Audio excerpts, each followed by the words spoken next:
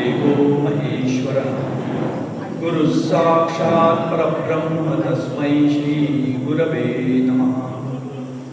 कृष्णाय वासुदेवाय हरये परमात्मने प्रणतक्लेशनाशाय गोविन्दाय नमो नमः। नमामि सद्गुरुं शान्तं सच्चिदानन्दविग्रहं पूर्णब्रह्मपरानन्दं ईशमाळन्दिवल्लभम् रत्नाकराधौतपदां हिमालयकिरीटिनीं ब्रह्मराजर्षिरत्नाढ्यां वन्दे भारतमातरम्। ॐ पार्थाय प्रतिबोधितां भगवता नारायणेन स्वयं व्यासेन ग्रथितां पुराणमुनिना मध्ये महाभारतम् अद्वैतामृतवर्षिणीं भगवतीम् अष्टादशाध्यायिनीम् अम्ब त्वामनुसन्दधामि भगवद्गीते भवद्वेषिणी। नमोऽस्तु ते व्यासविशालबुद्धे पुल्लारविन्दायतपत्रनेत्र येन त्वया भारततैलपूर्णं प्रज्वालितो ज्ञानमयप्रदीपः। शुकासारिखे पूर्णवैराग्यजासे वसिष्ठापरिज्ञानयोगेश्वरासे कविवाल्मीकासारिकामान्यैसा नमस्कार माधा सद्गुरुरामदासा। जय जय रघुवीर समर्थ।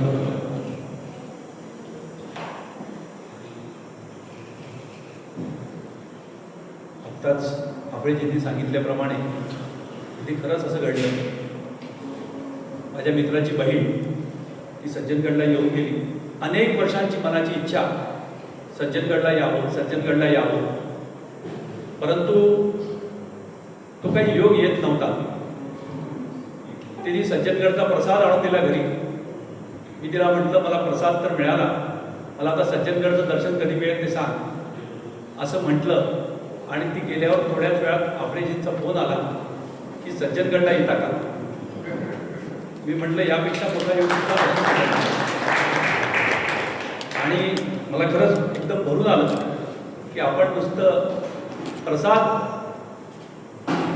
समर्थांचा प्राप्त झाल्याबरोबर लगेच दर्शन पण प्राप्त होणार या कल्पनेने मला सांगितल्यापासून मला वाटतं 1 महिना 1.5 महिना झाला असेल तेव्हापासून या क्षणाची वाट पाहत होतो। तो क्षण आज आला आणि आज सकाळी समाधीचं दर्शन झाल्यानंतर मन शांत झालं। आपलं हे योग शिबिर सुरू आहे। या योग शिबिरामध्ये योगाच्या निरनिराळ्या अंगांचा अभ्यास आपण करत आहोत। सामान्य रूपाने योग म्हटलं की आसन प्राणायाम असं डोळ्यासमोर येतं, परंतु परिपूर्ण योगशास्त्र कुठलं आहे? परिपूर्ण योगशास्त्र पतंजली महामुनींचे योगसूत्र आहेत। त्या योगसूत्रामध्ये योगाचं सविस्तर संक्षेपाने विश्लेषण केलं गेलं, सांगितलं गेलं आहे।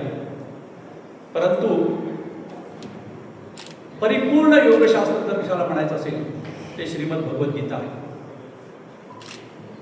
आपण श्रीमद भगवद्गीता म्हटल्यानंतर वेगवेगळ्या कल्पना लोकांच्या मनात असतात, आपल्या नसतील, कारण आपण सगळेजण तसे योगाचा अभ्यास करणारे आहात, योग शिबिराला आलेले आहात। परंतु गीतेबद्दल लोकांच्या मनात वेगवेगळ्या धारणा असतात। गीता म्हणजे एक धार्मिक पुस्तक आहे, गीता हे आमच्या हिंदू धर्माचं पुस्तक आहे, गीता हे वेगवेगळ्या कल्पना असतात। ती गीता खरं सांगायचं तर ती योगशास्त्र आहे। प्रत्येक अध्यायाच्या शेवटी आपण पुष्पिका म्हणतो, इति श्रीमद् भगवद्गीतासु उपनिषत्सु ब्रह्मविद्यायां योगशास्त्रे, हे योगशास्त्र आहे. शास्त्र शब्दाचा, योग शब्दाचा अर्थ काय? पहिल्यांदा योग शब्द युज धातूपासून तयार होतो. योग म्हणजे जुळणे, नुसतं जुळणे नाही, जुळल्यानंतर दोन हात जुळले, दोनच राहिले, जुळून एक रूप होणे म्हणजे योग. युजस समाधौ असं योगाबद्दल म्हटलं जातं. योग म्हणजे समाधी, योग म्हणजे एकरूपता, परमेश्वराशी एकरूपता म्हणजे योग. आणि हे योग कसा साधायचा ते शिकवणारं शास्त्र म्हणजे योगशास्त्र. पण प्रश्न असाही येतो की आपण आसन करतो, प्राणायाम करतो, त्याने कसं योग होतो बाबा? त्यापर आपलं हे स्थूल शरीर आहे, स्थूल शरीरामध्ये सूक्ष्म इंद्रिय आहेत, इंद्रियांपेक्षा सूक्ष्म मन आहे, बुद्धी आहे.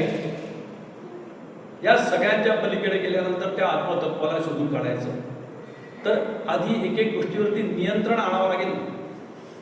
म्हणून सगळ्यात पहिल्यांदा शरीरावर नियंत्रण आणणे. सगळ्या आसनांचा अभ्यास करून मनुष्य काय साध्य करतो? आपल्या शरीरावर आपण पहिल्यांदा नियंत्रण आणायला शिकतो. त्याच्यानंतर इंद्रियांवर नियंत्रण आणायचं, त्याच्यानंतर मनावर नियंत्रण आणायचं. प्रत्याहार, योगामध्ये यम, नियम, आसन, प्राणायाम, प्रत्याहार, धारणा, ध्यान, समाधी अशा अष्टांग योग म्हटलं गेलं. 8 पायऱ्या आहेत. तर यमनियम म्हणजे काय करायचं काय नाही करायचं, हे सामान्य नियम. सामान्य म्हणजे अत्यंत कठीण आहे, तिथूनच पुढे सरकत नाही. अहिंसा, सत्य, अस्तेय, ब्रह्मचर्य, अपरिग्रह आणि यमाहा. अहिंसा, पहिल्या शब्दावर मनुष्य अडकून जातो. अहिंसा शब्दाचा अर्थ आपल्या शब्दानेही कोणालाही दुखवायचं नाही, हे अहिंसा. कर्तव्य करता हिंसा करावी लागली तरी ती अहिंसा, परंतु आपल्या शब्दानेही विनाकारण दुसऱ्याला दुखवलं गेलं तर ती हिंसा होती. अहिंसा परमो धर्म, धर्महिंसा तथैवच असं म्हटलं गेलं. अहिंसा परमो धर्म वचन सगळ्यांना माहिती असतं. धर्महिंसा तथैवच, ती कर्तव्याकरता जर कोणाची हिंसा करावी लागली तर ती सुद्धा अहिंसा असते. तर हे आता आधीच्या सगळ्या गोष्टीत आपल्याला जायचं नाही आहे, परंतु अहिंसा, सत्य, अस्तेय या सगळ्या गोष्टी, त्याच्यानंतर आसनांचा अभ्यास केला, त्याच्यानंतर प्राणायामांचा अभ्यास केला, त्याच्यानंतर प्रत्याहार. प्रत्याहार म्हणजे प्रति आहार, इंद्रियांना बाहेरमुख न करता अंतर्मुख करून इंद्रियांना बाहेरच्या आहारापासून वेगळं. आत्ताच महाराजांनी सांगितलं बोलताना की ध्यायतो विषयान पुंसा, विषयांपासून इंद्रियांना दूर करायचं. ते इंद्रियांना विषयांपासून दूर कसं करणार? ते इंद्रिय जेव्हा आतमध्ये वळून आपल्या स्वतःकडे बघायला शिकतील तेव्हा त्यांना बाहेरचे विषय आठवणार नाहीत. त्याला अभ्यास म्हणजे ह्या अभ्यासाला म्हटलंय प्रत्याहार. तर हे सगळे योगांचे अंग आहेत. हा अष्टांग योगाचा अभ्यास एक झाला, परंतु आपल्यासारखे आपण सगळे सामान्य लोक, आपल्या व्यवहारात आपण सगळे गृहस्थ आहोत. आपल्याला हा एवढा अष्टांग योगाचा अभ्यास कितपत जमेल सांगता येत नसतं. भगवंतानी अर्जुनाला जो योग शिकवला तो इतका सुंदर योग आहे भगवद्गीतेचा की आपण आपला नित्य व्यवहार करत असताना प्रत्येक क्षण योग होऊ शकतो. प्रत्येक काम आपण जे करतो ते योग होऊ शकतं. ते कसं करायचं ते भगवद्गीतेत भगवंतानी शिकवलं. भगवद्गीता धर्मग्रंथ आहे, आपण म्हणतो धर्मग्रंथ. धर्म म्हटल्यानंतर काय आपल्यासमोर लगेच हिंदू, मुसलमान, शीख हे सगळं दिसायला लागतं. धर्म शब्दाचा अर्थ काय? भगवद्गीतेत अभिप्रेत असलेला जो धर्म शब्दाचा मुख्य रूपाने अर्थ आहे तो आपण सगळे जाणतो, परंतु तो आपण लक्षात येत नाही, घेत नाही. मातृधर्म शब्द सगळ्यांना माहिती आहे. पितृधर्म, पुत्रधर्म, राजधर्म, राष्ट्रधर्म, सेवक धर्म, शेजार धर्म, हे सगळे धर्म आपल्याला माहिती आहेत. तर भगवद्गीता आपल्याला धर्म शिकवते. म्हणजे काय शिकवते? कर्तव्य शिकवते. कोणाचं कर्तव्य? भगवद्गीतेचा पहिलाच शब्द आहे धर्मक्षेत्रे कुरुक्षेत्रे. धर्म शब्दापासूनच गीता सुरू होते. पहिला शब्द आहे धर्म. गीतेचा अंतिम शब्द काय? ध्रुवा नीतीर मतीर मम. शेवटचा शब्द आहे मम. मम म्हणजे माझा. मम धर्म या दोन शब्दांमध्ये बांधलेली भगवद्गीता आहे. माझा धर्म काय आहे म्हणजे माझं कर्तव्य काय आहे. माझं कर्तव्य काय म्हटल्यानंतर पहिल्यांदा मी कोण आहे इथूनच भगवंताच्या उपदेशाला प्रारंभ होतो. अशोच्यानम उशोच्चस्त्वं प्रज्ञावादाम शुभास. अरे तू स्वतःलाच ओळखत नाही कोण आहे आणि इथे रडत बसलायस. इथून सुरुवात करतात भगवंताच्या उपदेशाला. आपण कोण आहोत खरंच आपण ओळखतो का? मी कोण म्हटल्यानंतर आपल्याला आपलं शरीर दिसायला लागतं. आपण मी आरशात दिसणारा मी, माझं नाव श्रीनिवास, हा मी. हे माझं डोकं आहे, माझे डोळे आहेत, माझे हात आहेत, माझे पाय आहेत, हे माझं शरीर आहे. माझं शरीर आहे म्हणणारा मी कोण आहे? शरीर माझं आहे म्हणजे मी शरीर नाही. माझं घर आहे मी म्हणतो. माझं घर आहे, माझी कार आहे. माझी कार म्हणजे मी होत नाही, माझं घर म्हणजे मी होत नाही. मग माझं शरीर म्हणणारा मी कोण आहे? हे शब्दशः रूपाने लोक सगळे सांगतील लगेच मी म्हणजे आत्मा आहे. पण त्याची अनुभूती येते का? मी खरंच कोण आहे याचा अनुभव होणं. मी हे शरीर नाही, मी शुद्ध आत्मरूप आहे याचा अनुभव होणं म्हणजे ज्ञान. भगवद्गीतेत भगवंतांनी ज्ञानाची व्याख्या केली आहे. अध्यात्म ज्ञान नित्यत्वम तत्वज्ञानार्थ दर्शनम एतज्ज्ञानमिति प्रोक्तम अज्ञानम यथतोऽन्यथा. अध्यात्म आत्मज्ञान मी कोण आहे याचं ज्ञान आणि त्या भावामध्ये मी कोण आहे हे जाणून त्या भावामध्ये नित्य राहणे. नित्यत्वम थोड्या वेळाकरता समजलं हे गोष्ट नाही. नित्य त्या भावामध्ये राहता येणं, आत्मज्ञानामध्ये राहता येणं. तत्वज्ञानार्थ दर्शन. तत्वज्ञान सगळे मोठे मोठे शब्द आपण नेहमी वापरतो परंतु त्याच्या फुलात शिरून कधी कधी बघायला पाहिजे. तत्वज्ञान म्हणजे काय? उत्तर लगेच घेईल फिलॉसॉफी. तर फिलॉसॉफी म्हणजे काय? फिलॉसॉफी त्याला इंग्रजीत शब्द. तत् म्हणजे काय? तत् म्हणजे ते म्हणजे काय? जे आपल्याला प्राप्त करून घ्यायचं आहे ते परब्रह्म, ते तत्. आणि त्याचं त्व म्हणजे काय? त्व प्रत्यय जेव्हा लागतो तेव्हा त्याचा भाव निर्माण होतो. त्याचा भाव म्हणजे रेट नाही.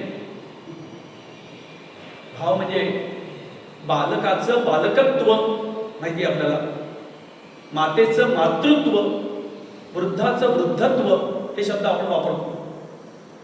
आता मातृत्व काय आहे हे कोण सांगू शकतं? एक माताच सांगू शकते. माता झाल्याशिवाय मातृत्व काय आहे हे कळू शकत नाही. वृद्ध झाल्याशिवाय वृद्धत्व काय आहे हे कळू शकत नाही. जोपर्यंत त्याच्याशी ते होत नाही तोपर्यंत ते कळत नाही. मग तत् म्हणजे त्या परब्रह्माची जोपर्यंत एकरूपता येत नाही तोपर्यंत तत्व कळेल का?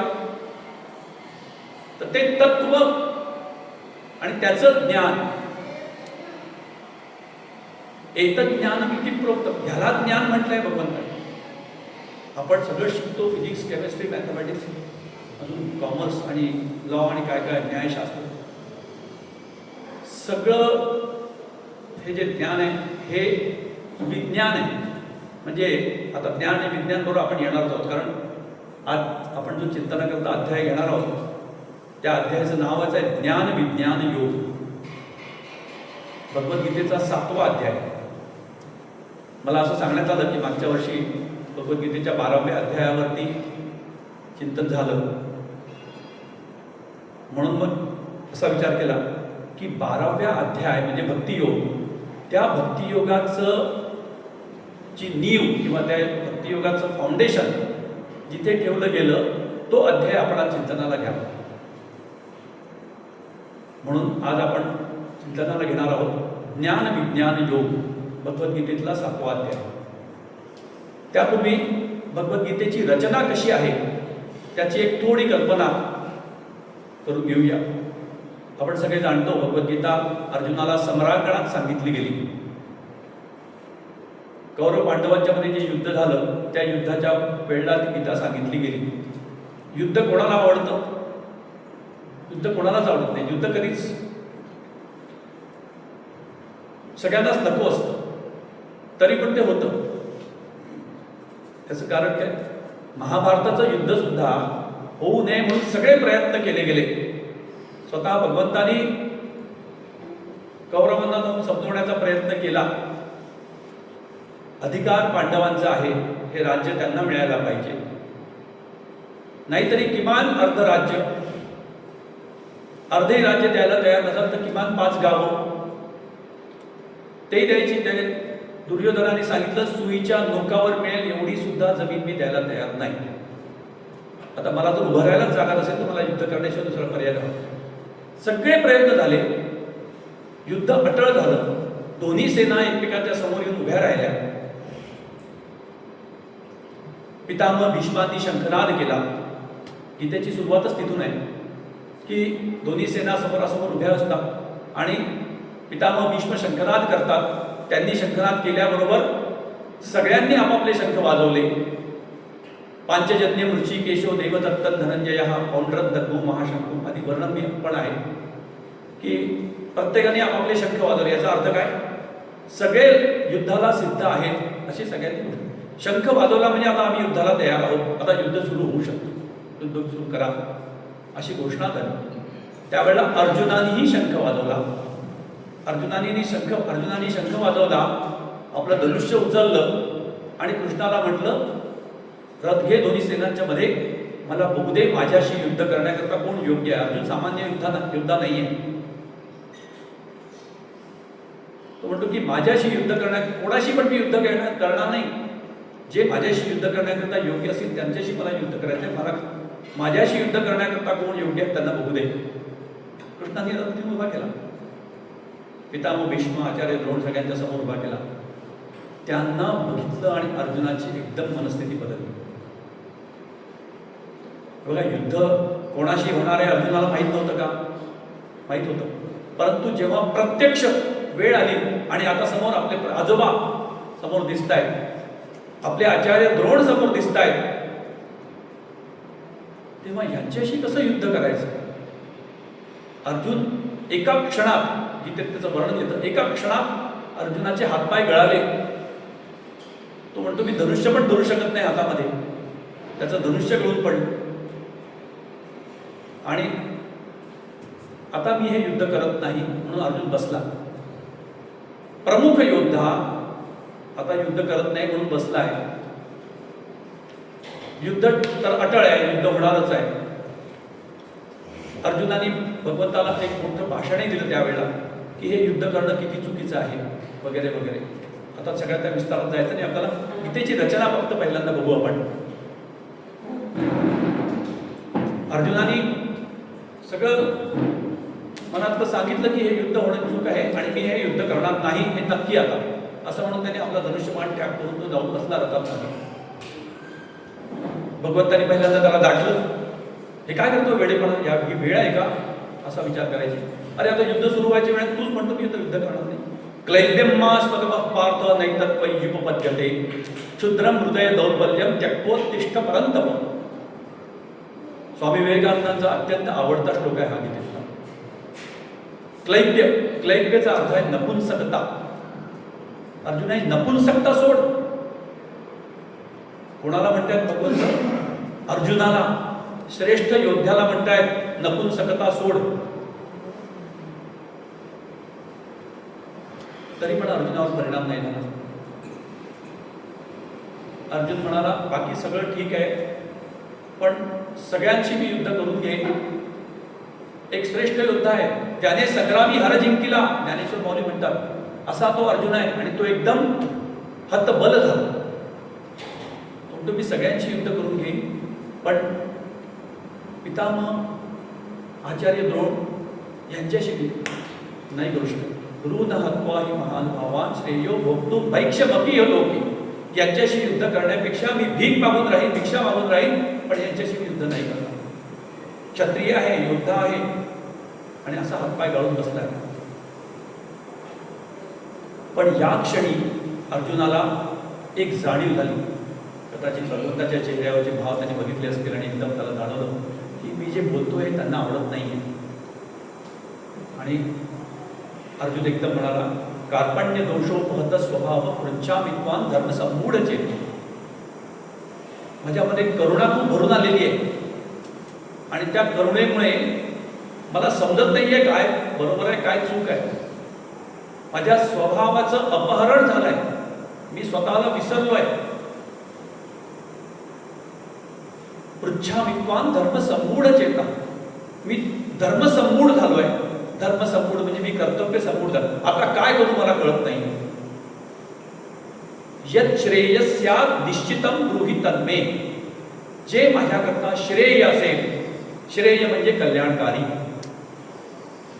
हा अर्जुनाने जे मागितलं ना त्याच्यासारखं मागणंच असू शकत नाही. कल्पना करा, आपण ध्यान करत बसतो आणि प्रत्यक्ष भगवंत साकार झाले, समोर उभे राहिले आणि म्हणाले, वत्सा काय हवं तुला, बोल, काय मागणार आहोत, आपली तयारी आहे का, काय मागायचं. वी आर नॉट प्रिपेअर्ड, आपण तयार नाही आहोत. काय मागायचं अशा वेळेला एकदम लक्षात येत. अर्जुनाने जे भगवंताला मागितलंय हे खरं मागणं. अर्जुन काय म्हणाला, यत् श्रेयस्यात् निश्चितं ब्रूहि. ज्याच्यामध्ये माझं कल्याण आहे ते मला सांग. मला नाही कळत काय मागावं, हे मला नाही कळत. जे माझ्यासाठी कल्याणकारी असेल, जे माझ्यासाठी हितकारी असेल ते मला दे, ते मला सांग. समर्थांनी अगदी हेच मागितलंय रामाला मागणं. मज न कळे ते दे रे राम. मला कळत नाही काय हवंय, तुला माहिती ना मला काय द्यायला पाहिजे, ते तू मला दे. मज न कळे ते दे रे राम. तसं अर्जुनाने भगवंताला म्हटलं, यत् श्रेयस्यात् निश्चितं ब्रूहि तन्मे. ते मला तू नक्की सांग ज्याच्यामध्ये माझं कल्याण आहे. मला समजत नाहीये, मला काही कळत नाहीये. ही ज्ञानाची सगळ्यात पहिली पायरी आहे. कारण तो मनुष्याला जोपर्यंत असं वाटतं की मला सगळं कळतं तोपर्यंत तो काहीच नवीन ग्रहण करू शकत नाही. आपल्या पाठीवरचं सगळं लिहिलेलं असतं, पाठी पूर्ण भरलेली असली तर त्याच्यावर काय अजून लिहिणं, सगळंच कळतं, याला काय सांगायचं. अर्जुन जेव्हा भगवंताला म्हणाला मला कळत नाहीये, शिष्यस्तेहम शाधिमां त्वां प्रपन्नम. मी तुझा शिष्य आहे, मी तुला शरण आलो आहे.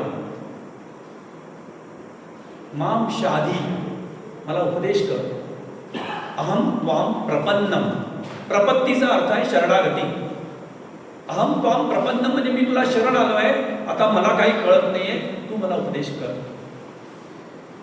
हा श्लोक म्हणजे भगवद्गीतेची किल्ली आहे. भगवंताचा अर्जुनावर किती निश्चित प्रेम आहे वगैरे, आता हा सगळा खूपच मोठा विस्ताराचा विषय आहे. परंतु भगवंताचा अर्जुनावर अत्यंत प्रेम आहे. त्याच्या प्रेमाच्या करता बोलायला लागले तर तास जाते. त्या भगवंताला अर्जुनाने असं म्हणता क्षणीच असं काय भरता आलं माहित नाही, भगवंताने अर्जुनाला उपदेश करायला सुरुवात केला. अर्जुन रडतोय, रडत बसलाय भगवंतासमोर आणि भगवंताने उपदेश करायला सुरुवात केली. प्रहसन्निव भारत, प्रहसन्निव हसल्यासारखं करत. भगवान हसताय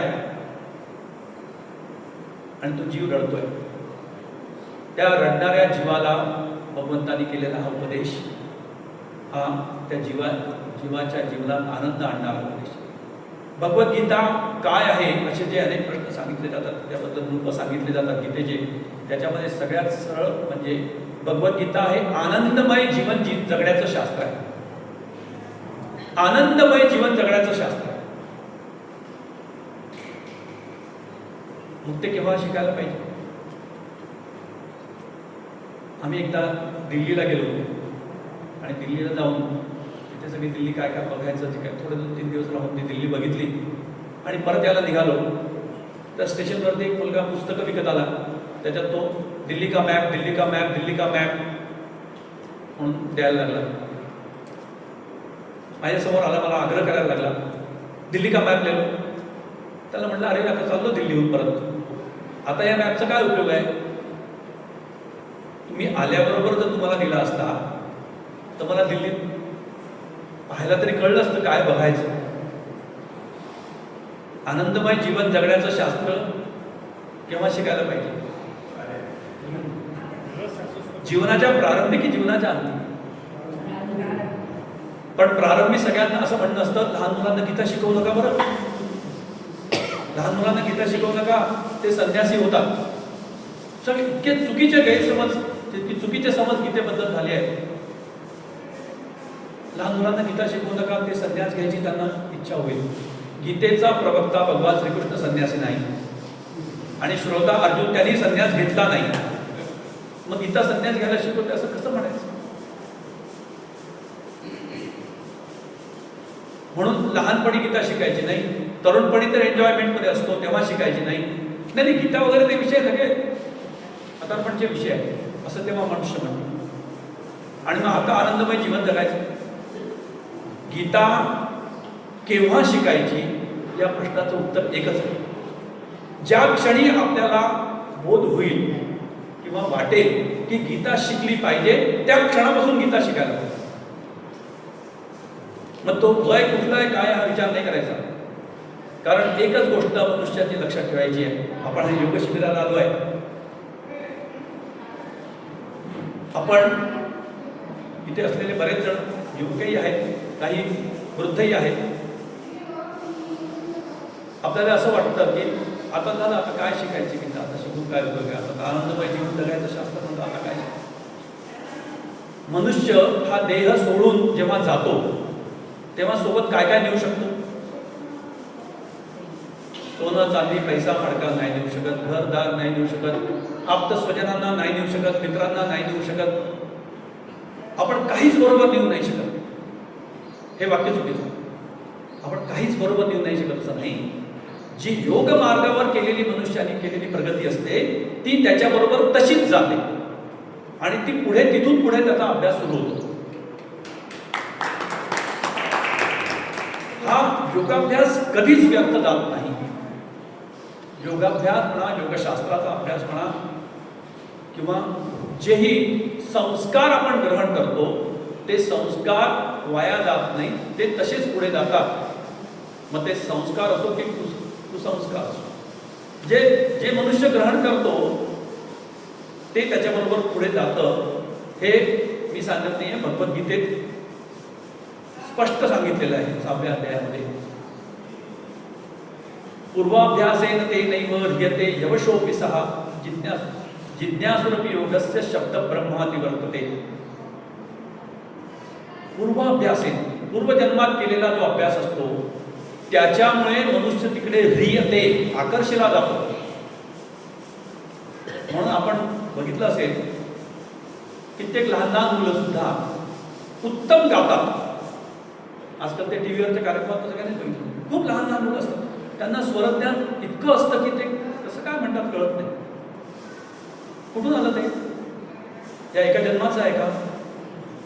अनेक जन्मांची साधना असते, तिथून त्याला ते स्वरज्ञान आपोआप प्राप्त होतं. पुढे ते सुंदर तबला वाजवून लहानपणीच वाजवायला लागतं. मी अशा एका लहान मुलाला बघितलं आहे. खरं उदाहरण सांगतो, विश्वास बसणार नाही कदाचित. त्याचं वय वर्ष 2.5. किती? 2.5. बोबडं बोलतो. 2.5 वर्षाचा मुलगा काय करतो? बोबडंच बोलतो. त्याला त्याचं पाठांतर काय काय असावं?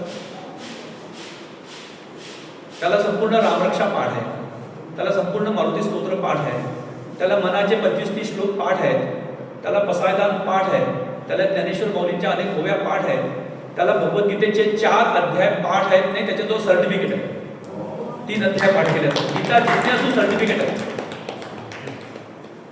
4 अध्याय गीतेचे पाठ आहेत. आदिशंकराचार्यांचे 10 स्तोत्र पाठ आहेत. नर्मदाष्टक पाठ आहे, कालभैरवाष्टक पाठ आहे. कसं शक्य आहे? पूर्वाभ्यासेन. मी स्वतः बघितलेलं उदाहरण सांगतो. पूर्वाभ्यासेन ते नैव ह्रियते यवशोऽपि सः जिज्ञासुरपि योगस्य. तर हा अभ्यास वाया जातो. म्हणून योगशास्त्राचा अभ्यास, गीतेचा अभ्यास केव्हा करावा? ज्या क्षणी गीतेची कृपा झाली की आता तिने तुम्हाला स्पर्श करू दिला त्या दिवशीपासून शिकायचे. कारण हे सगळं गोपनीय ज्ञान आहे. 9व्या अध्यायाचं नाव काय आहे? राजविद्या राजगुह्य योग. गुह्य म्हणजे गोपनीय, राजगुह्य म्हणजे गोपनीय मधले सिक्रेट, मोस्ट सिक्रेट. नुसतं सिक्रेट नाही आहे, सेक्रेड पण आहे, म्हणजे पवित्र पण आहे. राजविद्या राजगुह्यम पवित्रम इदम उत्तमम, असं हे ज्ञान. तर हे गोपनीय कसं राहिलं? गीतेचे पुस्तकं सगळीकडे उपलब्ध आहेत. गीतेचे सगळ्या भाषात जवळजवळ विश्वातल्या अनुवाद झालेले आहेत. ते अनुवाद रूपाने पण सगळीकडे उपलब्ध आहे. पण तरी पण ते गोपनीय आहे. का बरं गोपनीय आहे? कारण जोपर्यंत भगवंताची कृपा होत नाही, भगवद्गीतेची कृपा होत नाही, तोपर्यंत ती स्पर्श करू देत, म्हणजे तोपर्यंत ती वाचायला प्रेरणा देत नाही. त्यामुळे ज्या क्षणी आपल्याला हे लक्षात येईल की गीतेत इतकं महत्त्वाचं ज्ञान सांगितलेलं आहे, त्या क्षणापासून गीतेचं काही ना काहीतरी रोज अभ्यास सुरू करावा. जसं जमेल तसं सुरू करावं. आणि मनात आंतरिक इच्छा ठेवली की मला गीता शिकायचीच आहे, तर ती आपण पूर्ण इच्छा पूर्ण होईल. मग गीता माता सगळं धरू. आपण गीते मातेचा हात नाही धरायचा, आपलं बोट तिच्या हातात देऊन द्यायचं. कारण आपण तिचा हात धरला तर आपण केव्हाही सोडू शकतो. आपलं बोट तिच्या हातात एकदा दिलं की ती मात्र आपल्याला पक्क धरून ठेवते. गीता ही खरोखर पुस्तक नाहीये, ती आई आहे. अर्जुनाने भगवंताला विचारलं की माझं जे कल्याण आहे ते मला सांग. असं कल्याण कोणाचं पाहतं? आई आपल्या लेकराचं कल्याण पाहते. आपल्या लेकराला काय पाहिजे ते आईला कळतं. भगवद्गीता जितक्या लोकांनी वाचली आहे, जितक्या लोकांनी त्याच्यात भाष्य लिहिले आहेत, सगळे निरनिराळे भाष्य आहेत. खूप वेगवेगळे भाष्य लिहिले गेले आहेत गीतेत. त्याचं कारण काय? ज्याला जे आवश्यक आहे त्याला ते ज्ञान गीतेतनं मिळतं. फार ज्ञान आहे. दिसायला एवढंसं पुस्तक आहे, खिशात नव्हतं, बोर्ड अक्षरातलं पुस्तक सुद्धा.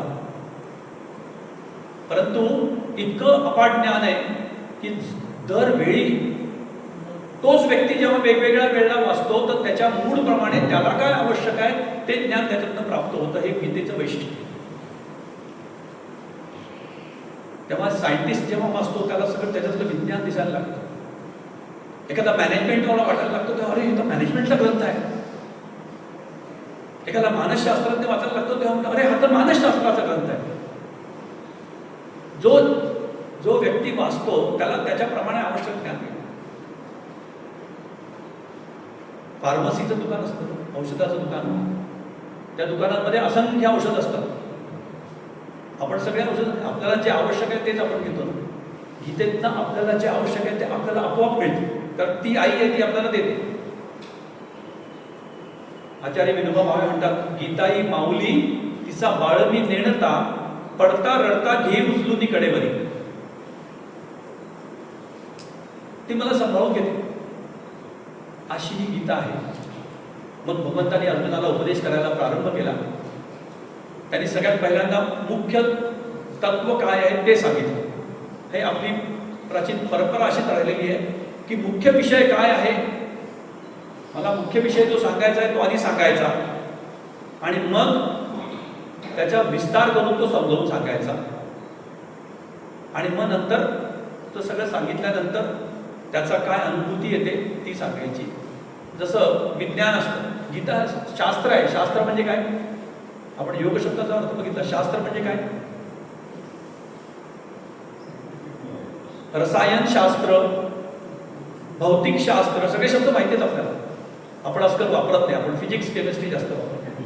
रसायनशास्त्र, भौतिकशास्त्र, जीवशास्त्र, तसं हे योगशास्त्र. योगाचं विज्ञान आहे. ही कला नाही आहे नुसती, हे विज्ञान आहे. कला तरी एखाद्याच्या अंगी ती कलेचे गुण असल्याशिवाय ती कला त्याला प्रकट नाही करता. परंतु विज्ञान असं आहे ना की जसं सांगितलं तसा प्रयोग केला तर तो सिद्ध होतो. शास्त्रात जसं सांगितलं तसं त्याप्रमाणे केलं तर ते सिद्ध होतं आणि ते कोणीही करू शकतो. म्हणून भगवद्गीता कुणाची आहे? सगळ्यांची. हा विश्वधर्म आहे. कोणीही आचारात आणू शकतो. त्याच्याकरता काही प्री क्वालिफिकेशन नाही, गाणं आलं पाहिजे, संगीत आलं पाहिजे, काही नाही. गीतेकरता अगदी सामान्यातला सामान्य व्यक्तीसुद्धा गीताशास्त्र जर आचरणात आणायला लागेल तर त्याला त्याची अनुभूती येते, आणि किती वेळाने अनुभूती येते, तात्काळ अनुभूती येते. ते करून पाहायचा फक्त अवकाश असतो. तर भगवंतांनी अर्जुनाला मुख्य तत्व म्हणजे आत्मतत्वाबद्दल पहिल्यांदा सांगितलं. तू कोण आहे, स्वतःला ओळखत नाहीस वगैरे, आणि मग नंतर ते आत्मतत्व कसं आहे ते सांगितलं. ते जाणून घेण्याकरता काय करावं लागेल, तर भगवंतांनी अर्जुनाला कर्मयोग सांगितला. हा कर्मयोग काय आहे? कर्मयोग म्हटल्यानंतर सगळेजण एक पटकन श्लोक म्हणून टाकतात, कर्मण्येवाधिकार असते मा फलेषु कदाचन मा कर्मफल हे दुर्भूर्माते संतुष्ट कर्म. हा केवळ एक श्लोक कर्म नाही, याच्यावर माऊली तिथं 2-3 ओव्या दिली. कर्म केल्याशिवाय कोणीही एक क्षणभरही राहू शकत नाही. नाही कश्चित क्षणमपि जातो तिष्ठत्य कर्मकृत. कोणीही कोणताही जीव कर्म केल्याशिवाय एक क्षणभरही राहू शकत नाही. मग कर्म केल्याशिवाय जर राहू शकत नाही तर ते कर्म असं करायचं की त्या कर्माचा योग होऊन जाईल, त्या कर्मामुळे मी भगवंताशी जोडलं जाईल. ते कसं करायचं ते सगळं कर्मयोगात भगवंतांनी सांगितलं. मग हे सगळं करत असताना स्वतःवरती नियंत्रणही करता आलं पाहिजे, म्हणून आत्मसंयम योग सांगितला. स्वतःवर नियंत्रण कसं आणायचं, आपल्या शरीरावर, मनावर, इंद्रियांवर, बुद्धीवर कसं नियंत्रण आणत जायचं ते सगळं सांगितलं. आणि हे सगळं सांगून झाल्यानंतर हा 6वा अध्याय, आत्मसंयम योग हा 6वा अध्याय, त्याच्या शेवटी भगवंतांनी सांगितलं, तपस्विभ्योधिको योगी ज्ञानीभ्यो मतोधिकः कर्मीभ्यश्चाधिको योगी तस्मात् योगी भवार्जुन. अर्जुन तू योगी हो, कारण सगळ्यांमध्ये श्रेष्ठ योगी आहेत. तपस्वींमध्ये सुद्धा योगी श्रेष्ठ आहे. नुसतं कर्म खूप काम करणाऱ्यांमध्ये आपण त्यांना कर्मयोगी म्हणतात लोक, ते चूक आहे. खूप काम करणारा म्हणजे कर्मयोगी नाही. एखादा मजूर इतकं काम करतो की आपण तर त्याच्याबरोबर 15 मिनिटही काम नाही करू शकतो. किंवा एखादा मॅनेजर सुद्धा इतकं काम करतो दिवस रात्र, तो कर्मयोगी नाही म्हटला जातो, तो कर्मी म्हटला जातो, कर्म करणार. म्हणजे या सगळ्यांमध्ये योगी हा श्रेष्ठ आहे. तस्मात् योगी भवार्जुन भगवंतांनी म्हटलं. आणि पुढे म्हणताना म्हटलं, योगिनाम अपि सर्वेषां मद्गते नांतरात्मना श्रद्धावान भजते यो मां समे युक्त तमोपतः. योगिनाम अपि सर्वेषां, सगळ्या योग्यांमधलाही श्रेष्ठ कोण आहे? मद्गते नांतर, जो अंतरंगाने माझ्याशी येऊन जुळतो ना. भगवंताशी जुळायचं म्हणजे जुळण्याकरता काय आहे, असं जाऊन मिठी मारून आपलं अंतरंगाने त्याच्याशी जुळायचं. जो अंतरंगाने भगवंताशी जुळतो, श्रद्धावान भजते, आणि जो श्रद्धापूर्वक माझं भजन करतो. भजन म्हणजे काय? भजन म्हटल्यानंतर आपण भजनच, ते तर भजन आहेच. भज सेवाया असं भज शब्दाचं विश्लेषण. भजन करणे म्हणजे सेवा करणे. श्रद्धापूर्वक जो माझी सेवा करतो, म्हणजे माझी सेवा करतो म्हणजे काय? माझं काम करतो, भगवंत म्हणतात. भगवंताचं काम म्हणजे काय? हा सगळा संसार सुरू आहे ना, हे सगळं विश्व जे चालू आहे ना, सगळं भगवंताचं कार्य आहे. या कार्याला पोषक असं कार्य जेव्हा तो जीव करायला लागतो तेव्हा ते भगवंताचं कार्य होतं. आपण आपलं सगळं कार्य भगवंताचं कार्य आहे. मी कोण, इथपासून आपण म्हटलं मी कोण आहे, ही एक गोष्ट झाली. मी कोण आहे आणि मी कशाला इथे आलो आहे. इथे म्हणजे सज्जनगडला नाही, इथे या धर्तीवरती मला जन्म का मिळाला, आणि जो मिळाला तो मनुष्य देह मला का मिळाला. आपण कधी हा विचार करायचा की मला या धर्तीवरती जन्म कशा करता मिळाला आहे, आणि मिळालाय तो मनुष्य देहच का मिळाला आहे. कुत्रा, मांजर, हत्ती, घोडा, उंदीर, डास नाही झालं, मनुष्याचा देह मिळाला. तर मनुष्याचा देह भगवंतांनी मला देऊन इथे पाठवलं, तर निश्चित त्याला काहीतरी माझ्याकडनं अपेक्षा आहे. त्या काय आहे, ते कोणतं कार्य मला करायचं आहे ते जाणून घ्यायचं असेल तर भगवद्गीता शिकायचं. मी कशा करता इथे आलो, म्हणजे मी कोण आहे आणि मी कशा करता इथे मनुष्य रूपाने आलो आहे, या दोन्ही गोष्टींचा जाणून घ्यायचा असेल तर भगवद्गीता शिकायला. आणि ती शिकायला लागली एकदा की ती सांगितलं रहस्य आहे. रहस्यमय पुस्तकं वाचली असतील ना कधी? ते पुस्तक हातातनं सुटत नाही का? रहस्य सुटत नाही तोपर्यंत सुटत नाही. तशी भगवद्गीता आहे. जोपर्यंत ते रहस्य उलगडत नाही तोपर्यंत ती गीता पूर्ण अभ्यासल्याशिवाय सोडायची इच्छा होत नाही.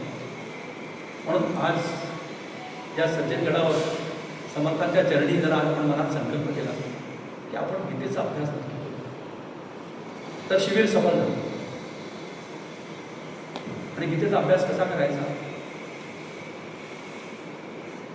संत नामदेव महाराज म्हणतात की रोज एक तरी ओबी अनुभवा. रोज एकच श्लोक वाचला, त्याचा समजून घेण्याचा प्रयत्न केला, कुठेतरी अजून वेगवेगळ्या प्रकारात गीता जिथे शिकवली जाते तिथे जाऊन काहीतरी जाणण्याचा प्रयत्न केला, वेगवेगळे भाष्य वाचून प्रयत्न केला आणि मग त्याच्यात सांगितल्याप्रमाणे आचरणात आणण्याचा प्रयत्न केला, तर ती गीता शिकली. पण सुरुवात किमान तसं तर रोज गीता एक अध्याय तरी वाचायला हवा. नाही एक अध्याय वाचणं, 15-20 श्लोक वाचायचे, 15-20 श्लोक नाही, कमीत कमी एक श्लोक. पूज्य स्वामीजी तर आम्हाला म्हणतात नाही कमीत कमी एक चरण तरी वाचा गीताचं. पण रोज, या रोजला फार महत्त्व आहे. आणि या रोजला महत्त्व फक्त गीता वाचण्याच्या बाबतीत नाही, सगळ्या योगाभ्यासाच्या बाबतीत आहे. हे शिबिर केलं, जोरा योगाचा कोर्स झाला पूर्ण असं नाही होत, किंवा 2 महिन्याचा, 6 महिन्याचा, 1 वर्षाचा योगाचा कोर्स केला असं म्हणून योग पूर्ण होत नाही. योगामध्ये नैरंतर याला अत्यंत महत्त्व आहे. नागपूरचे पूज्य जनार्दन स्वामी महाराज त्यांचं योगाभ्यासी मंडळामध्ये आम्ही नित्य निरंतर जात असतो. त्यांच्या चरणाशी रोज योगाभ्यास करण्याचं सौभाग्य मिळतो. त्या जनार्दन स्वामी महाराजांनी सांगितलं योगाभ्यास कसा करायचा आणि कशाला करायचा. एका श्लोकात सांगितलं, समाधानाय सौख्याय निरोगत्वाय जीवने योगमेवाभ्यसेत प्राज्ञः यथाशक्ती निरंतरम. एका श्लोकात सगळं आलं. कशा करता योग करायचा? समाधानाय सौख्याय निरोगत्वाय. सगळ्यात पहिल्यांदा काय मिळतं? निरोगत्व येतं. सगळे रोग नाहीसे व्हायला लागतात योगाभ्यासाने. मग रोग नाहीसे झाले तर मनुष्याला सुख मिळतं. जोपर्यंत रोग आहे तोपर्यंत सुख नाही मिळू शकत. मग सुख येतं आणि त्याच्यानंतर येतं ते समाधान. समाधान म्हणजे काय? आज पोटभर जेवण झालं, खूप समाधान झालं. समाधान शब्द कुठून तयार करायचे म्हणून या सगळ्या शब्दांच्या आतमध्ये खोलात जाऊन बघायला. समाधी अवस्थेत प्राप्त होणारं सुख म्हणजे समाधान. म्हणजे परमेश्वराशी एकरूपता साधल्यानंतर जे मिळतं त्याला म्हणतात समाधान आणि ते योगाने मिळतं. म्हणून जर जीवनात समाधान प्राप्त करून घ्यायचं असेल तर योग करायला पाहिजे. आणि कसा करायला पाहिजे? योगमेवाभ्यसेत प्राज्ञः. योगम एव, योगाचाच अभ्यास करायला पाहिजे. प्राज्ञः म्हणजे शहाण्या माणसांनी किती करायला पाहिजे? यथाशक्ती निरंतरम. यथाशक्ती म्हणजे जेवढं जमलं तेवढं केलं नाही. यथाशक्तीचा अर्थ जेवढं अधिकात अधिक मी माझ्या शक्तीने करू शकतो तेवढा. परंतु निरंतर, हे नैरंतर अत्यंत महत्त्वाचं आहे. आणि गीतेच्या अभ्यासाच्या बाबतीत पण हेच सांगितलं आहे. गीता अभ्यास कसा करायला पाहिजे? मल निर्मोचनम पुंसाय जलस्नानं दिने दिने सकृत गीतांबसी स्नानं संसार मलनाशनम. मल निर्मोचनम, आपल्या शरीरावर मळ बसतो म्हणून आपण स्नान करतो. कशाला स्नान करतो आपण? शरीरावरचा मळ काढण्याकरता. मल निर्मोचनम पुंसा जलस्नानम, जलाने आपण, पाण्याने आपण स्नान करतो ना. केव्हा करतो? दिने दिने, रोज करतो. कधी कधी दिवसातनं 2दा-3दाही करतो, परंतु रोज करतो. स्नान रोज कशाला करायचं? काल केलं होतं स्नान, स्वच्छ झालं ना शरीर, त्याच्यावर पुन्हा नवीन मळ येऊन बसला ना. दिवसभर नवीन मळ येऊन बसला, आतला मळ घामाच्या रूपाने बाहेर आला, तो पण आहे. ते सगळं स्वच्छ करावंच लागतं. म्हणून पुन्हा दुसऱ्या दिवशी स्नान करावंच लागतं. तर हे जसं स्नान रोज करावं लागतं, सकृत गीतांबसी स्नान संसार. जसं आपल्या शरीरावर, बाह्य शरीरावर मळ बसतो ना, तसं आपल्या अंतरंगामध्ये खूप मळ रोजचा जाऊन बसत असतो. आपलं त्याच्याकडे कधीच लक्ष नसतं.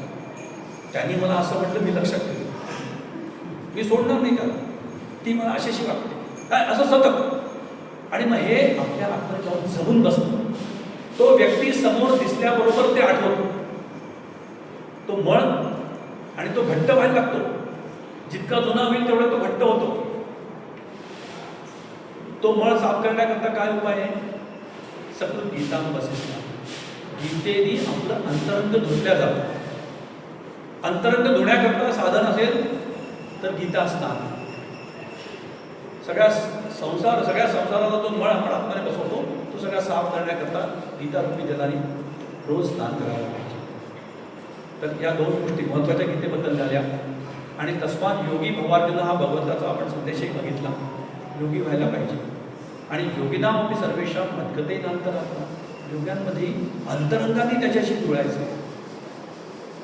ते अंतरंगाने त्याच्याशी कसं जुळायचं आणि ते जुळल्याने काय मिळणार. आपला प्रश्न माणसाचा शेवटपर्यंत संपत नाही. ठीक आहे, जुळलं काय झालं, भगवंताशी जुळलं तरी काय झालं, काय मिळणार. प्रत्येक झालं की काय मिळणार. भगवंत सांगतात तुला काय काय कळेल ज्ञान ते तुला सांगतो. आणि इथून 7व्या अध्यायाची सुरुवात होते. मी आपण उच्चारण नाही होती. मी अर्धी ओळ सांगतो. आपल्याजवळ गीतेचे पुस्तक असतील तर आपण माझ्या मागे मागे म्हणा. ओम श्री परमात्मने नमः. ओम श्री परमात्मने नमः. श्रीमद्भगवद्गीता अथ सप्तमोऽध्यायः. श्री भगवानुवाच. मय्यासक्तमनः पार्थ. मय्यासक्तमनः पार्थ. योगं युञ्जन्मदाश्रयः. योगं युञ्जन्मदाश्रयः.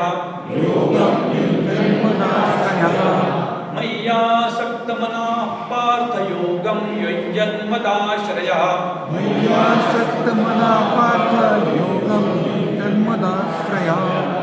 असंशयं समग्रं माम्. असंशयं समग्रं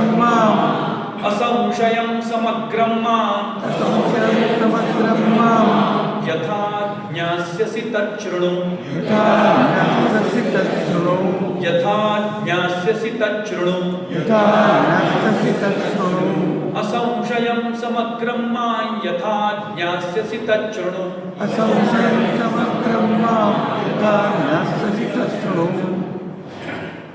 भगवंत आपल्याला सांगतात. आता आपल्याला महाराजांनी सांगितलं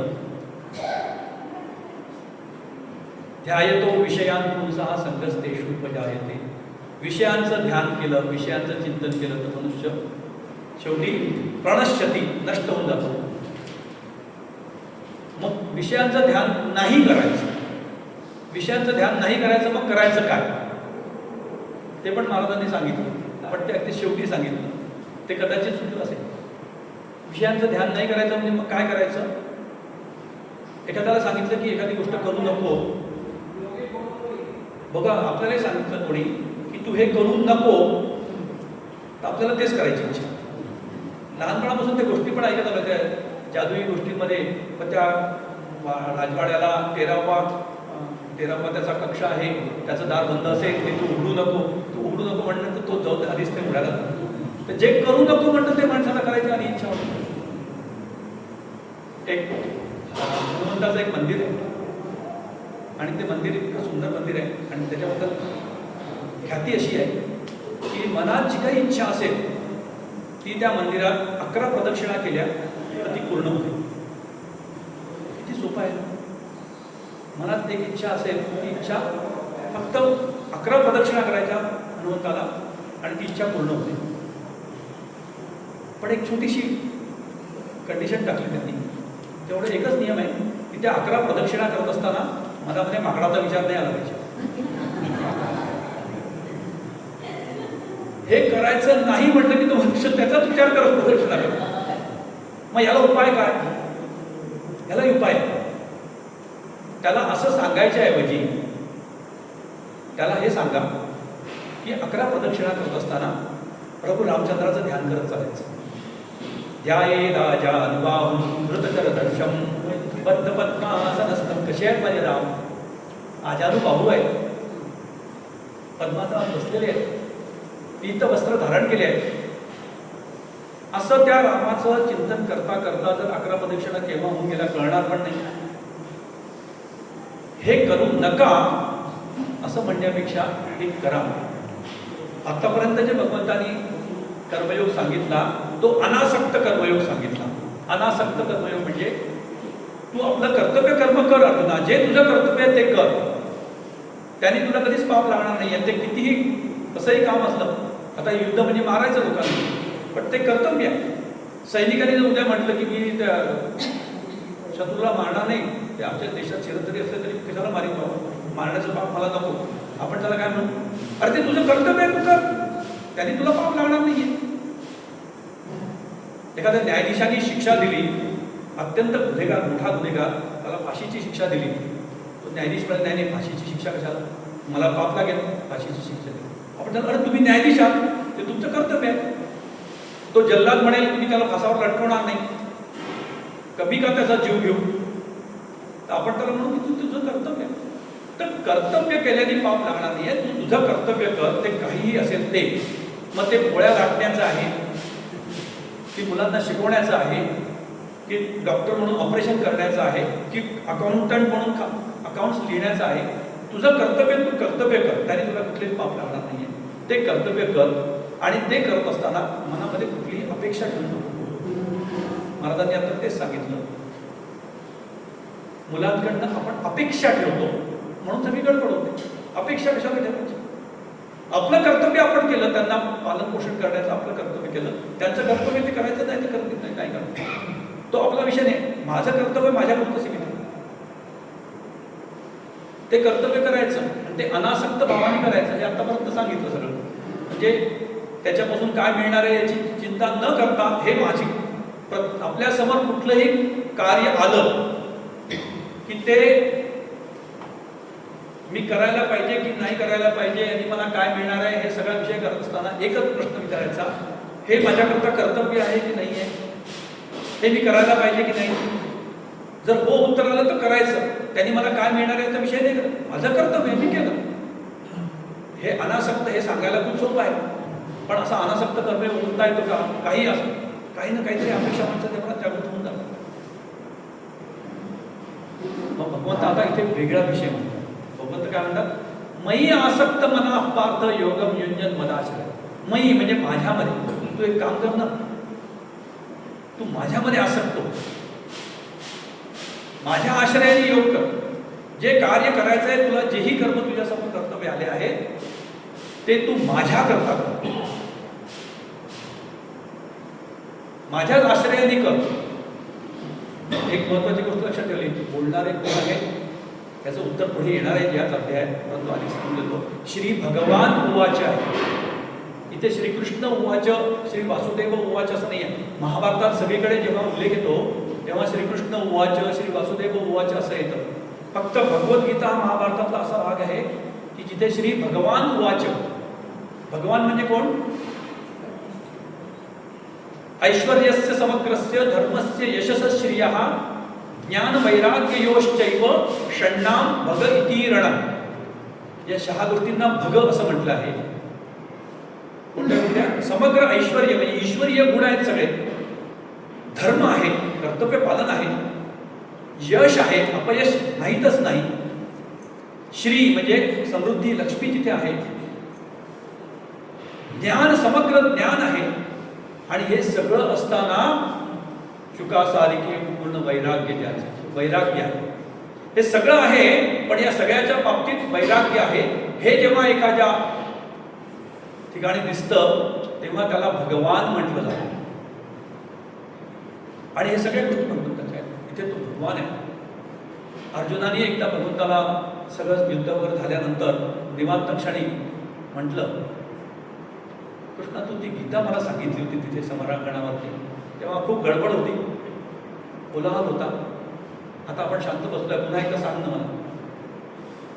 भगवंत म्हणाले, न शक्य तन्मया भूयस वक्तुं सर्वान् अशेषतः स्वयंच कथितं परम योगयुक्तेन तन्मय. अरे मला असं पुन्हा सांगणं शक्य नाहीये, तेव्हा मी ते योगयुक्त झालो होतो, मी तो परमेश्वरच बोलत होता. त्यामुळे भगवद्गीतेचा प्रवक्ता जो आहे तो कोणी व्यक्ती नाही आहे, तो साक्षात परमेश्वर बोलतोय, आधी समजून घेतलं. भगवान वाच म्हणजे म्हणजे म्हणून तो म्हणतो सरळ स्पष्ट शब्दात, मयी आसक्त, माझ्यामध्ये आसक्त हो, परमेश्वरामध्ये आसक्त हो. परमेश्वरामध्ये म्हणजे कोणामध्ये? रामामध्ये की कृष्णामध्ये की विष्णूमध्ये की गणपतीमध्ये की दुर्गेमध्ये? असे सगळे प्रश्न यायला लागतात. ह्याचे सगळे उत्तर या अध्यायात आहेत. म्हणून हे आदिकृष्ण आहे. हे सगळे त्याचे रूप आहेत. ज्या रूपामध्ये तुला भगवंत आवडतो त्याच्या रूप आवडतो, त्याच्याकरता कर. मयी आसक्त मना पार्थ योगम युंजन मदाश्रय, माझ्या आश्रयाने कर. आपण सगळे करतो, मी करतो म्हणून म्हटल्याने होत नाही. हे भगवंताचं कार्य. छत्रपती शिवाजी महाराजांनी एवढं स्वराज्य उभं केलं, त्यांच्यामध्ये काही आत्मविश्वास नव्हता का? आत्मविश्वास होता, पण आत्मविश्वास शब्द पुन्हा तुम्ही जाणून घेतला पाहिजे. आत्म म्हणजे कोण हे जाणल्यानंतर त्याच्यावरती असलेला विश्वास म्हणजे आत्मविश्वास. आत्मविश्वास म्हणजे माझ्यावरचा विश्वास नाही. आत्मविश्वास म्हणजे मी कोण आहे हे जाणल्यानंतर तो त्या भगवंताचा अंश माझ्यामध्ये आहे, त्याचं कार्य करायला मी इथे आलो आहे, त्याच्यावरचा पूर्ण विश्वास. म्हणून छत्रपती शिवाजी महाराज नेहमी म्हणे, हे राज्य व्हावे हे तो श्रींची इच्छा. माझी इच्छा आहे म्हणून मी करत नाहीये, मला गादीवर बसायचं म्हणून मी करत नाहीये, हे राज्य व्हावे म्हणून श्रींची इच्छा. म्हणून जेही कार्य करायचं आहे ना ते अर्जुना माझ्यामध्ये आसक्त म्हणून माझ्या करता कर. असं केल्याने काय होईल? पुढचा प्रश्न लगेच. ठीक आहे, असं कर भगवंता, तुझं काम म्हणून सगळं कर. हे कसं करायचं माहिती आहे की याच्याकरता खूप छान सोपा उपाय. रोज सकाळी उठल्याबरोबर भगवंताचं स्मरण करायचं आणि त्याला सांगायचं, भगवंता आता तुझं काम करायला मी नियुक्त होतोय. आज दिवसभर जे करणार आहे ते मी तुझ्याकरता करणार. लक्षात ठेवा, म्हणायला सोपं आहे, पण तू करायला लागल्यानंतर जाणवतं, पण करायला लागल्यानंतर आनंद काय मिळतो ते पण बघाल तुम्ही. त्याला मनातल्या मनात प्रार्थना करायची की आता मी जे काही काम करणार आहे, आज दिवसभरचं काम हे तुझं काम म्हणून मी करेन. आणि प्रत्येक काम झालं की मनातल्या मनातच आठवायचं त्याला, भगवंता तुझं हे काम झालं बरं, आता पुढचं काम करतो. आता हे झालं बरं, आता ते काम करतो. असं त्याला आठवून त्याला, आणि त्याला ते झालं हे बरं, हे तुझं काम आहे, तुझं अर्पण तुला दिलं, आता तुला काय करायचं ते बघ. हे तुझं काम केलं, हे तुझं तुला, तूच माझ्याकडनं करून घेतलं, कारण माझ्यामध्ये आहे कोण. तर असं त्याला अर्पण करत जायचं. आणि सगळ्यात शेवटी दिवस झाला, आता रात्री झोपतोय, भगवंता सगळे दिवसभराचे तुझे कामं केल्यावर हे सगळे तुझे तुला. श्रीकृष्णार्पण वस्तू, श्रीरामचंद्रार्पण वस्तू, शिवार्पण वस्तू, दुर्गा माता अर्पण वस्तू, अर्पण भारत माता अर्पण वस्तू. आणि आता मी झोपतोय बरं, ते तुझ्याच करता झोपतोय, कारण उद्या सकाळी तू तुझी कामं करायची. असं सतत करा. तर हे एवढं लक्षात राहत नाही. प्रत्येक काम करताना आपण त्याला एवढं लक्षात नाही ठेवू शकतो. त्याच्याकरता हळूहळू त्याचा अभ्यास झाल्यानंतरच होईल. म्हणून त्याच्याकरता एक सुंदर प्रार्थना आहे, कर प्रणाम तेरे चरणों में लगता हूं अब तेरे काज, पालन करने को आज्ञा तब मैं नियुक्त होता हूं आज. अंतर में स्थित रहकर मेरी बागडोर पकड़े रहना. माझ्या अंतर्गत तू आहेस. अंतरंत में रहकर मेरी बागडोर पकड़े रहना, निपट निरंकुश चंचल मन को सावधान करते रहना. माझं मन खूप चंचल आहे, ते इकडे तिकडे भटकतं. तू माझ्या अंतर्गत आहेस ना, तू त्या मनाला सारखं सारखं सावधान करत जा. अंतर्यामी को अंतस्थित देख सशंकित होवे मन, पाप वासना उठते ही हो नाश लाज से वह जल. ते मन जेव्हा बघेल, अरे हा अंतर्यामी माझ्या बाजूलाच बसलाय, तर त्या मनाला लाज येईल. मनात वाईट विचार, चुकीचा विचार आला तर ते लगेच म्हणेल, हे असं नको, तो बसलाय बाजूला पाहतोय. बघा, म्हणायला म्हणतो पण सोपं नाही आहे. रस्त्याने चालू आहे, घाई आहे, ऑफिसला जायला उशीर झाला आहे, लाल सिग्नल लागला, रस्त्यात कोणी नाही आहे, चला पटकन गाडी काढून घेऊ. आतलं तो लगेच सांगतो नाही, हे मला नाही आवडणार, कारण तू नियम पालन करायला पाहिजे. तो आपल्याला प्रत्येक क्षणी मग आठवण द्यायला लागतो, हे नको की काय करायचं. तर मनात पाप विचार सुद्धा येणं बंद व्हायला लागतं. हा अनुभव येईल. मनात चुकीचा विचार आला, जर मी त्याचं कार्य करायकरता निघालो आहे. कोणी एखाद्याने जर म्हटलं संध्याकाळी जाऊन बसला आणि हातात भगवंत आहे तुझंच कार्य, हे माझं काम नाही आहे, तो तो त्याला चुकीचं काम करू देणार नाही. पाप वासना उठते ही हो नाश लाजसे, मनाला लाज वाटेल. जीवों का कलरव जो दिन भर सुन नेमी मेरे आवे, तेरा ही गुण गान जान मन प्रमुदित हो अति सुख पावे. तू ही है सर्वत्र व्याप्त भरी, तुझ में यह सारा संसार, इसी भावना से अंतर भर मिलू सभी से तुझे निहार. असं भगवंताला सगळे प्रार्थना करायची आणि मग आपले सगळे काम करत असताना त्याची आठवणी जेवढी करायची आणि रात्री झोपायला जाताना हे भगवंत आहे तुझं काम तुला अर्पण, आता त्याचं काय करायचं ते तू बघ, तो माझा विषय नाही. असं म्हणून त्याला अर्पण केलं ना आपल्याला एकदम शांत होतं. त्याचं काम केलं, त्याचं त्याला दिलं, आता तो बघत बसेल, मी मोकळा. ही मुक्तीचा जो अनुभव मिळतो त्या त्या कामात मी मुक्त झालो, यालाच तर मोक्ष म्हणतात. मोक्ष म्हणजे काय? कर्माचं बंधन मला हे करावं लागतंय, आपल्याला कुठलंही काम करावं लागतं असं जेव्हा आपण म्हणतो तेव्हा ते बंधन असतं की नाही. हे तुला काम करावं लागेल असं म्हटलं की बंधन झालं. त्याच कामाकडे बघताना असं म्हणा, अरे वा हे काम करायला मला मिळालं, आज हे काम करायला मला मिळालं आणि हे काम मला करावं लागतंय. करावं लागतंय म्हणजे बंधन आहे, करायला मिळालंय म्हणजे मुक्ती आहे. तर अशा पद्धतीने भगवंतांनी सांगितलं अर्जुनाला, तू आता त्या आसक्ती वगैरेच्या गोष्टी सोडणं, तू माझ्यामध्ये आसक्त होऊन जा ना. भगवंत अर्जुनाला म्हणतात, मयी आसक्त मला पार्थ योगम युंजन मदाश्रया. त्यांनी केल्याने काय होईल? असंशयम समग्रम माम यथा ज्ञास्यसि तच्छृणु. तू असंशय म्हणजे कुठलाही संशय मनात न राहता परिपूर्णपणे निसंशयपणे समग्र परिपूर्ण रूपाने माम यथा ज्ञास्यसि, मला तू जाणून घेशील. भगवंताला जाणणं म्हणजेच भगवंताशी एकरूप होणे. भगवंताचं ज्ञान म्हणजेच भगवंत आहे आणि ते ज्ञान भगवंत म्हणतात आहे यथा ज्ञास्यसि, ते जे तू जाणून घेशील तर शृणू, ते मी तुला सांगतो आता. म्हणजे भगवंत कसा आहे, त्याला जे एवढा मोठा कर्मयोगाचं आचरण केल्यानंतर जे तुला ते ज्ञान होणार आहे ते मी तुला सांगतो रेडीमेड. तर शृणू, ऐक. आता इतकं महत्वाचं ज्ञान भगवंत सांगतात आहे.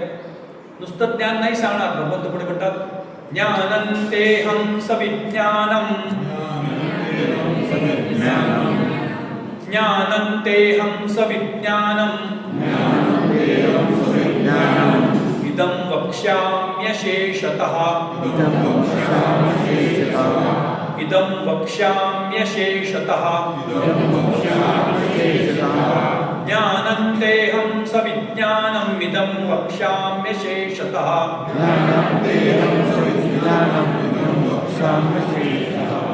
यज्ञात्वा नेह भूयोऽन्यत्, यज्ञात्वा नेह भूयोऽन्यत्,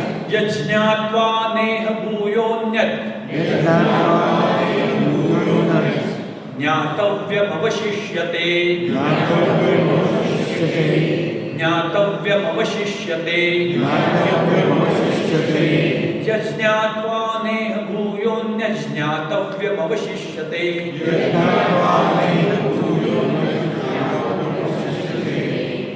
भगवंत अर्जुनाला म्हणतात ज्ञानम ते हम, ते अहम, ते म्हणजे तुला,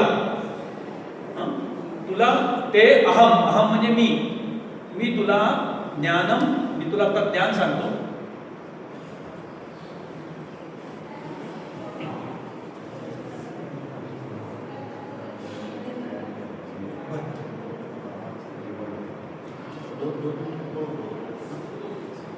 हा श्लोक आपण संपू आणि ज्ञानम तेहम सविज्ञानम, ते म्हणजे तुला, अहम ज्ञान, मी तुला ज्ञान सांगेन, आणि सविज्ञानम ज्ञानम म्हणजे विज्ञानासकट ज्ञान सांगेन. आता विज्ञान म्हणजे काय, ज्ञान म्हणजे काय, या गोष्टी पण एकदा जाणून घेतल्या पाहिजे. ज्ञान म्हणजे काय? मी बघितलं, हा समोर खांब आहे, हा ट्यूबलाईट आहे, हा पंखा आहे, हे डोळ्यांनी मला दिसलं, मला ट्रेन जाण्याचा आवाज आला, मला कळलं ट्रेन जाते आहे. तर हे सामान्य इंद्रियांनी मला कळलं, ते माझं सामान्य ज्ञान. जे इंद्रियांनी मला कळलं ते सामान्य ज्ञान. आता हा पंखा फिरतो आहे हे मला दिसलं, हा पंखा कसा फिरतो बरं? त्याच्या आतमध्ये एक मॅग्नेट असतं, एक कॉईल असते. त्या कॉईलमधनं करंट जेव्हा जायला लागतो तेव्हा ते मॅग्नेट विचलित होतं आणि ते फिरायला लागतं. हे त्याला विशेष रूपाने जाणणं म्हणजे ते त्याचं विज्ञान झालं. असं सगळ्या गोष्टी आपल्या आजूबाजूला असणारा सगळा संसार, या संसाराला विशेषत्वाने जाणणं. मग सगळ्यात सूक्ष्म सगळ्यात लहान कण कुठला? तर परमाणू. मग त्या परमाणूच्या आतमध्ये अजून काय आहे? इलेक्ट्रॉन्स, प्रोटॉन्स, न्यूट्रॉन्स आहेत. हे विश्व किती मोठं आहे? काही लाखो प्रकाश वर्ष दूरपर्यंत ग्रहगोल तारे आहेत. त्याचे काय आहे, कसं आहे? या सगळ्या गोष्टींना जाणून घेणं म्हणजे विज्ञान, विशेष ज्ञान. भगवंत अर्जुनाला म्हणतात मी तुला ज्ञान पण सांगीन आणि विज्ञान पण सांगेन. सविज्ञानम ज्ञानम वक्ष्यामि यत् ज्ञात्वा, म्हणजे जे जाणून घेतल्यानंतर, भूयः म्हणजे पुन्हा, इह म्हणजे इथे आल्यानंतर तुला अजून काही जाणून घ्या, ज्ञातव्यम अवश्य, काही तुला जाणून घ्यायचं राहणार नाही. अशी गोष्ट भगवंत आपल्याला इथे सांगणार आहे की जे जाणून घेतल्यानंतर अजून काही जाणून घ्यायची गरज राहिली नाही.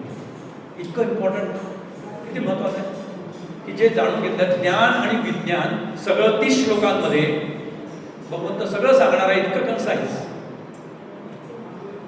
की जे जाणून घेतल्यानंतर तुला काही जाणून घ्यायची आवश्यकता राहणार नाही. मग हे जाणून घेण्याकरता खूप लोक तत्पर असतील ना. ट्युशन क्लासेसचे बोर्ड लागतात की अशा पद्धतीने केलं तर तुमच्या IITची ॲडमिशन नक्की होईल. हजारो मुलं एकदम तिथे जातात ॲडमिशन करायला, खूप फी द्यावी लागते. मग अशा ठिकाणी खूप गर्दी व्हायला पाहिजे. भगवंत फुकट सांगतायत आणि सगळं सांगतायत की याच्यानंतर काही जाणून घेण्याची आवश्यकता राहणार नाही. परंतु तसं होत नाही. का होत नाही ते भगवंताने पुढे सांगितलं आहे की आपण त्या नंतरच्या सत्रांमध्ये बघू. आजचा अभ्यास आपण इथेच थांबू. ओम तत्सत श्री कृष्ण